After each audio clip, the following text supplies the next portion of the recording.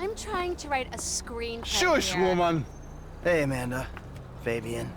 Michael? Hi, Mom. Hi, Jimmy. These two, a picture of holistic well-being, I don't think. Hey. Maybe they shit once a year between them. Hey, Oh! that's my son! Amanda, come. I have a new unitard on hold. You must pay for it. Hey, Hey. buddy. I'm gonna ask politely that you show my wife a little respect. Red meat has been blocking your chi as well as your digestive tract. I ain't even gonna go there.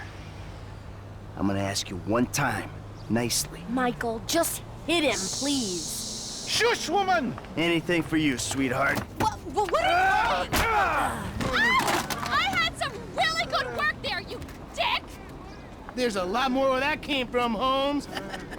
Is he alive? Yeah, he's fine. Listen, Amanda. I've been meaning to say to you, look, What he's trying to say, Mom, is that he's a pathetic, old, drunken mess, and he needs you. And you could do a lot...